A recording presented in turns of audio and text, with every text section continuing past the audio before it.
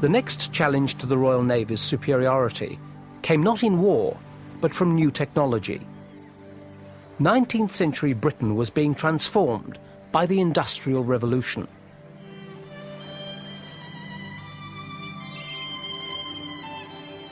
Portsmouth, home to the Royal Naval Dockyards in the southeast, was set to become the largest industrial centre in the world.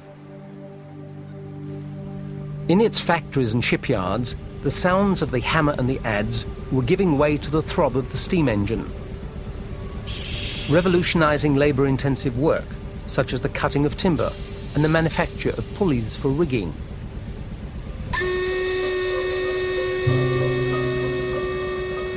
By the 1830s, steam was powering merchant ships across the Atlantic, offering the promise of greater speed and mastery over unpredictable winds and currents. The British Navy explored the benefits of converting its warships to the new technology. But the Admiralty concluded steam would render its entire sailing fleet obsolete. When news reached London that the French Navy was already experimenting with steam, the British Admiralty had no alternative but to meet the challenge. In the 1830s, steam-driven paddle wheels were fitted to existing battleships. But the experiment proved a failure. Paddle wheels were found to be vulnerable to enemy fire and required too much deck space, reducing the quantity of a ship's cannon. The paddle was fundamentally incompatible with the line of battleship.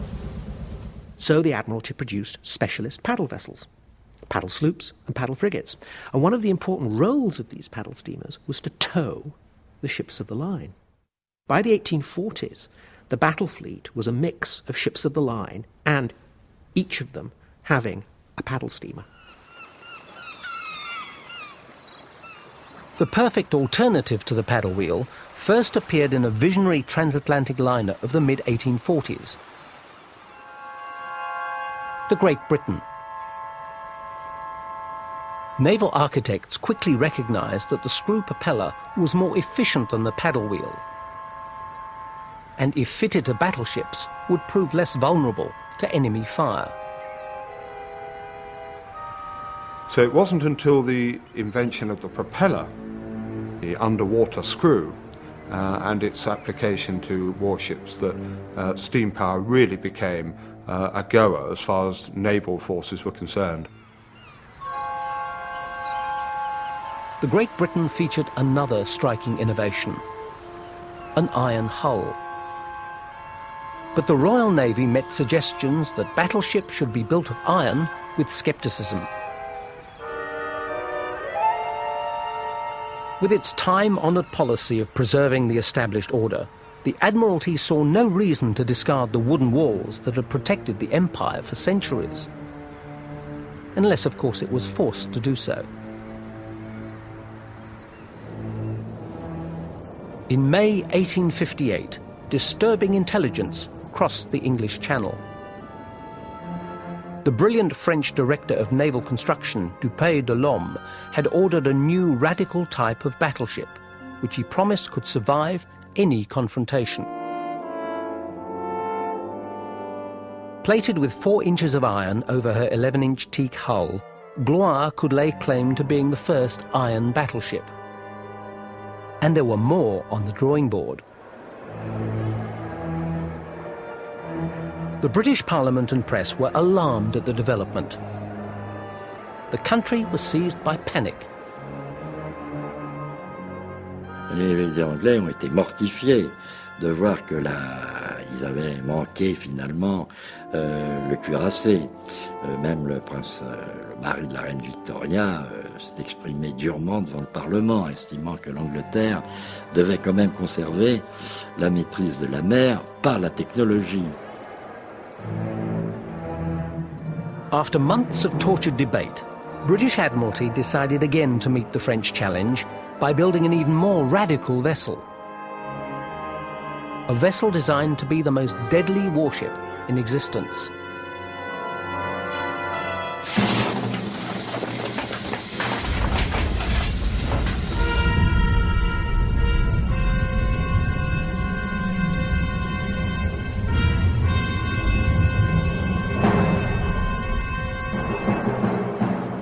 In 1860, Britain answered the Gloire with her own iron warship, HMS Warrior. Lord of the Admiralty Sir John Packington described her as the most courageous enterprise ever undertaken by the Royal Navy outside of war.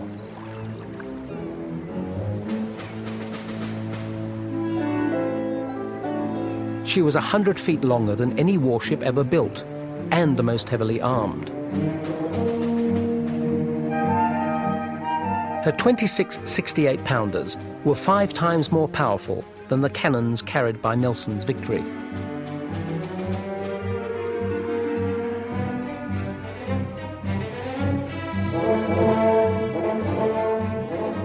She also mounted 10 breech-loaders, which fired explosive shells, revolutionary weapons that had recently proved devastating to timber battleships in the Crimean War. The rear-loading barrels were rifled, which greatly improved accuracy, spinning the projectile and giving it an unprecedented range of up to 2.5 miles.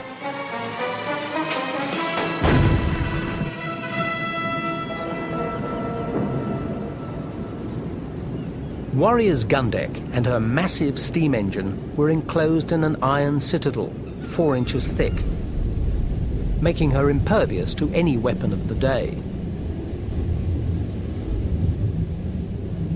And with a maximum speed of more than 14 knots, she could outrun any warship on the high seas.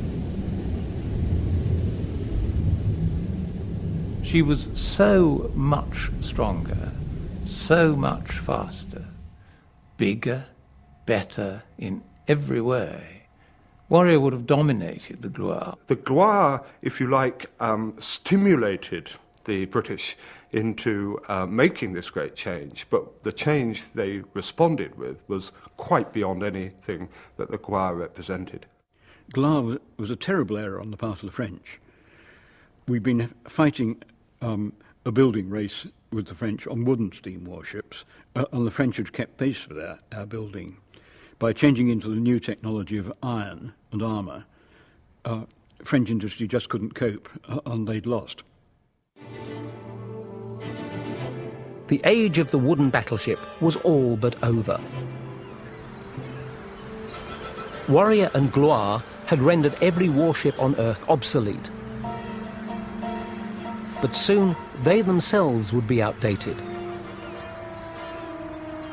A new race was beginning. A race between armour and firepower.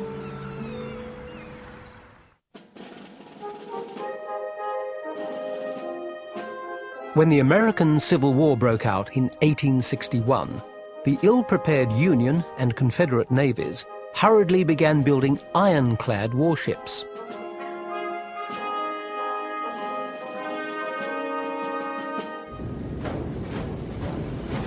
The Confederates' Virginia, a captured enemy frigate, was encased in railroad iron.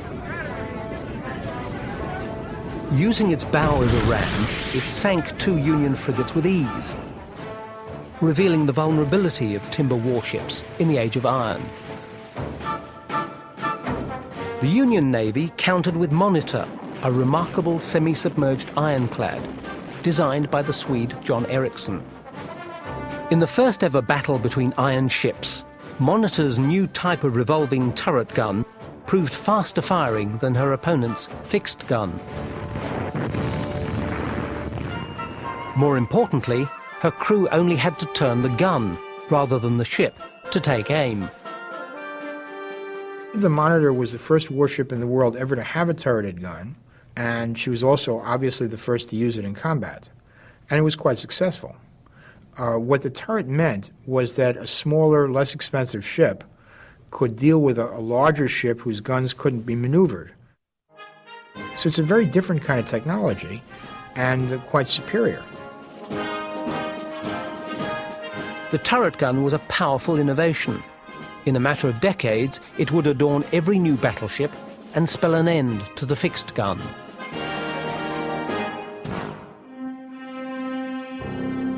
In the 1870s, the battleship began to lose all vestiges of sail. The funnel, like the chimney stack on land, had become the outward symbol of progress.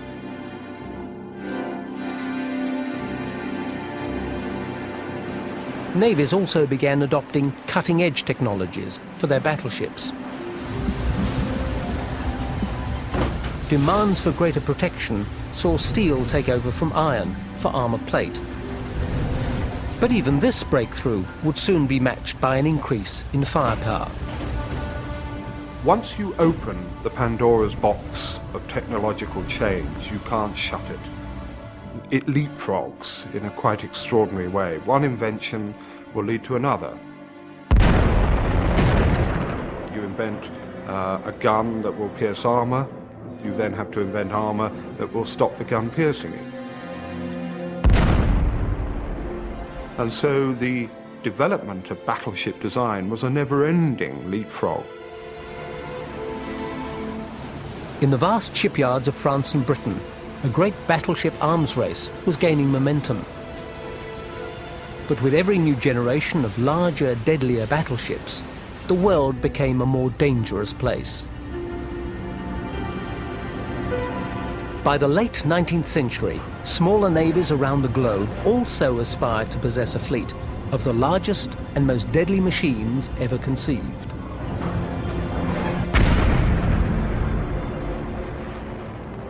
Culturally, Battleship becomes an icon of modernism, of technology, of progress.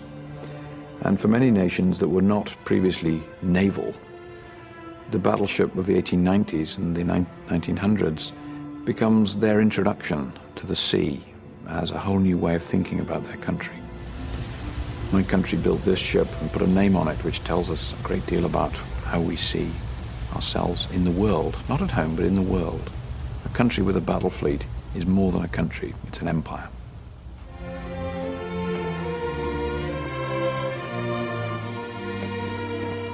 In the early 1880s, a mere 20 years after the Civil War, the United States Navy was neglected and facing oblivion. President Grover Cleveland told his countrymen they had not a single vessel of war that could keep the seas against a first-class enemy.